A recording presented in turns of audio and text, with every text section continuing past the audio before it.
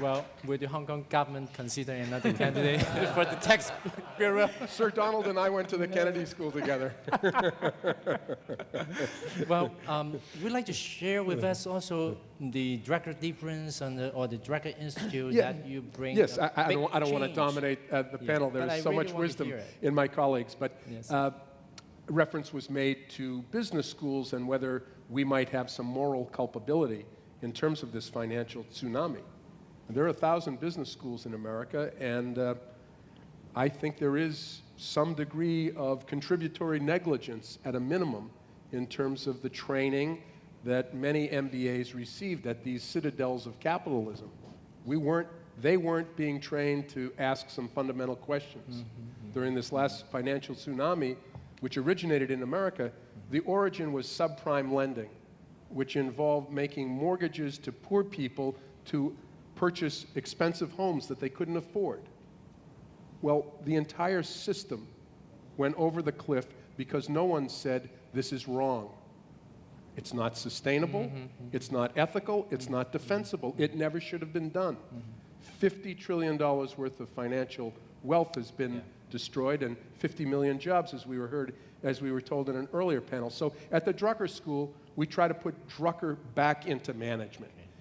Fundamental questions of responsibility and ethics and purpose and effectiveness. So every student at my school, before they get to take an accounting or finance or marketing or strategy course or global supply chain management, has to first go to school on Drucker. And all of us on the faculty teach a required course that every student has to take as a gateway called the Drucker difference. Yes, thank you. And you did great in this job that you're bringing back Drucker into the school. Yeah. So, Ho Chong, what do you think? Actually,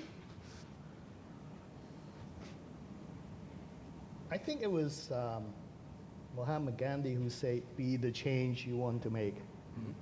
And what I did was when I step away or quote, quote, retire, but actually is no such thing as retire, it's rewiring. And rewiring. Yeah, particularly if your wire gets stuck together.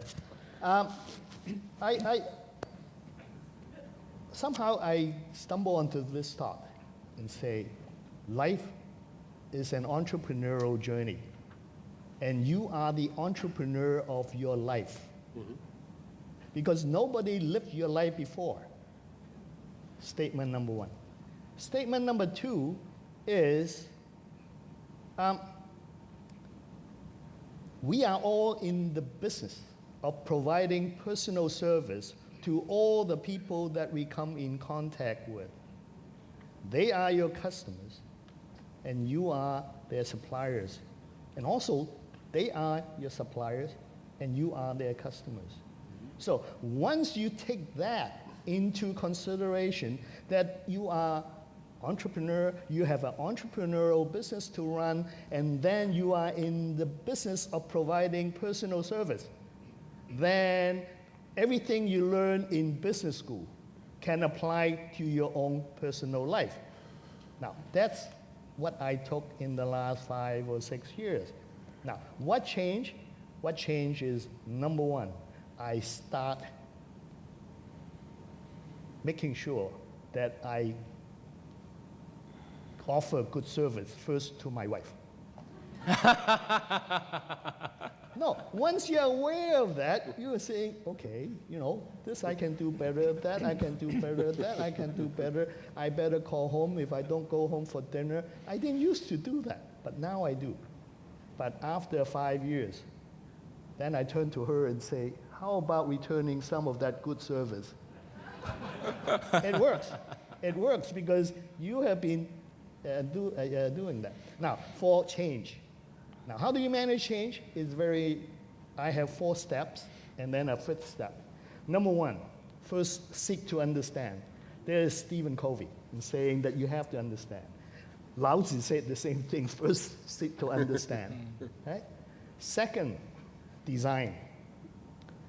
Design is when, don't do anything, you know, sit in front of a blank piece of paper, blank wall with stickers, and then and look at all the aspect of what you want to do, then you can pick the best way of getting there from here, and then you start creating it, or you start building it, or creating a building.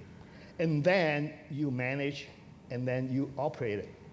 Now, if you do that, that means you control your future, because you are controlling your future. History is made today, because 30 years from now on, this today is the history. So now, how do you change? Change is very simple. Start doing something, stop doing other things, that's change. That's the easiest way to change.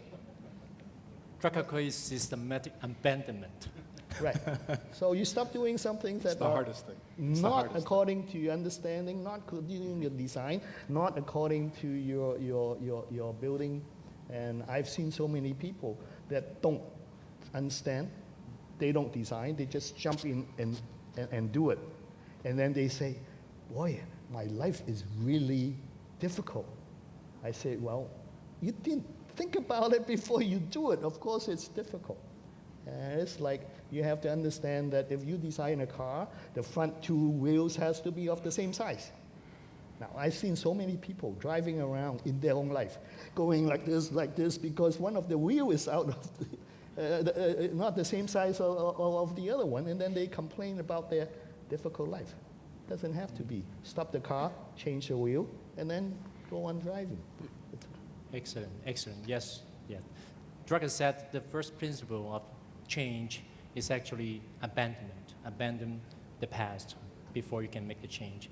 So I want to turn the question to Royce. You are in the creative and innovative business. So how do you manage change? How do you create a change, or how you explore opportunities from this change? Yeah.